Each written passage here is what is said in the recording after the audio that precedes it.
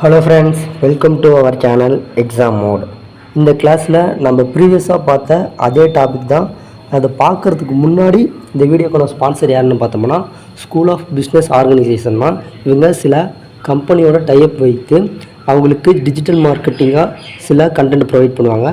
அதில் நீங்களும் சோசியல் மீடியாவில் சில பேசிக் இன்ஃபர்மேஷன் தெரிஞ்சாலே போதும், இவங்களோட ஜாயின் பண்ணிக்கலாம். அதுக்கான கான்டாக்ட் டீட்டெயில் கொடுக்குறேன், செக் அவுட் பண்ணி பாருங்கள்.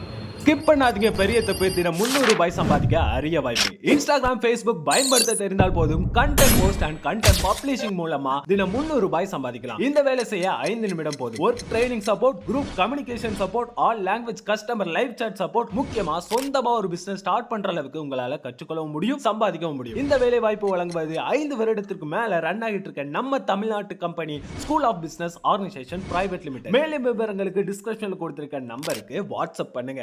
இப்போ நம்ம சார்பெழுத்துக்களை உயிரலாபடை ஒற்றலாபடையை பற்றி நம்ம 10th புக்கில் எழுத்தும் சொல்லும் என்ற தலைப்பில் கொடுத்துருக்காங்க. இல்லை அளபடைனா என்னென்னா நீண்டு ஒலிக்கணும். அதாவது நம்ம பேசுகிற வழக்கில்னு இழுக்கும்போது அங்கே லாஸ்ட்டில் நீண்டு ஒலிக்கிறது தான் அளபடை. அப்படிப்பட்ட அளபடையில் உயிரலாபடையில் என்ன சொல்ல வராங்கன்னா உயிரெழுத்துக்கள் ஃபஸ்ட்டே வருது. உயிரலபடை உயிரெழுத்துக்களோட நெட்டெழுத்தும் குற்றெழுத்தும் அதுக்கு இனமாக ஒரு இடத்துல நீண்டு ஒலிச்சா அது வந்து உயிரலபடைன்னு சொல்லுவாங்க.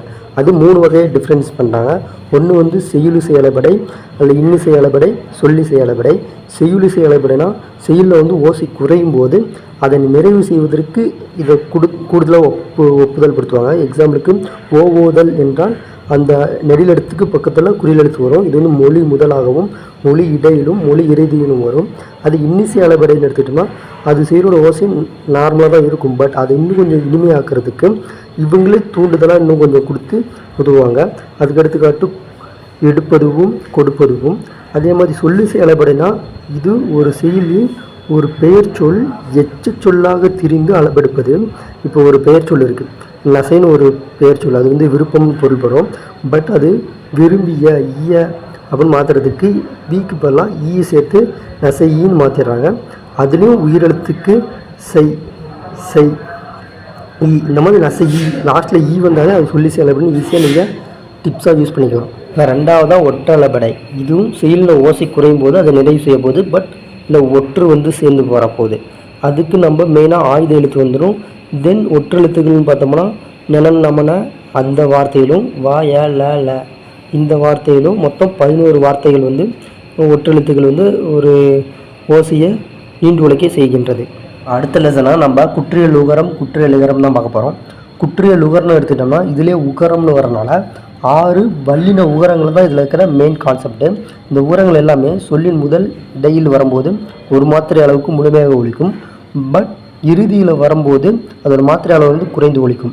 அப்படி அந்த இறுதியில் வரும்போது கூட அது முழுமையாக ஒலிக்கும்னா அதுக்கு முன்னாடி தனி குறில் எழுத்து அடுத்து இந்த வல்லின உகரங்கள் வந்தால் அந்த முழு மாத்திரை அளவுக்கு ஒலிக்கிறது. இதுதான் நம்ம முற்றியல் உகரம்னு சொல்லுவாங்க. ஏன்னா தன்னோட மாத்திரை அளவில் குறைந்து ஒலிக்க வேண்டிய டைமில் கூட ஒரு தனிக்குறியில் வைத்து அது முற்றியல் உகரமாக தன்னுடைய ஒரு மாத்திரை அளவுக்கு ஒலிக்கிறது. இப்போ இதே 6 வகையை பிரிச்சிருக்காங்க. நெடில் தொடர் குற்றியல் உகரம், ஆயுதத்தொடர், உயிர் தொடர், வன் தொடர், மென் தொடர், இடைத்தொடர்னு. இப்போ நெடில் தொடர்னால் அதிலே வந்துடுது ஒரு நெடில் எழுத்து பக்கத்தில் வருது. இங்கே எப்படி ஒரு குறியல் எழுத்து வந்துச்சோ அதே மாதிரி இங்கே ஒரு நெடில் எழுத்து வருது. இது எப்பவும் ஈரெழுத்தாக தான் அமையும். அது முடிச்சுட்டுங்க. அடுத்து ஆயுத எழுத்துனா ஆயுத எழுத்துக்கு அடுத்து இந்த குற்றியல் உகரம் வரும்.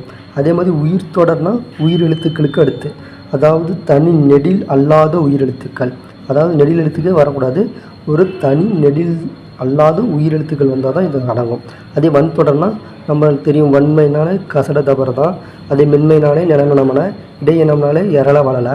அப்படி பச்ச வரும் எழுத்துக்களுக்கு அடுத்ததும் இந்த குற்றியல் உகரம் அமைய வாய்ப்பு இருக்குது. வன் தொடர்னா கசட தபர கிடையாது, அதுக்கு மேலே புள்ளி இருக்கணும். இக்கு இச்சு இட்டு இத்து இப்புன்னு இருக்கணும். அதுபோக நம்ம இடைத்தொடர் குற்றியல் உகரத்தை ஒரு ரெஸ்ட்ரிக்ஷன் ஒரு கண்டிஷன் இருக்குது.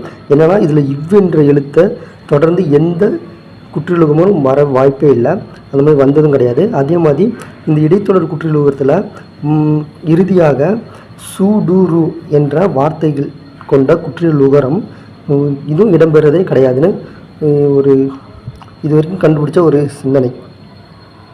ஓகே ஃப்ரெண்ட்ஸ், இதை தொடர்ந்து அடுத்த வீடியோவில் இதோட கண்டிஷன் பார்க்கலாம். Thank you friends.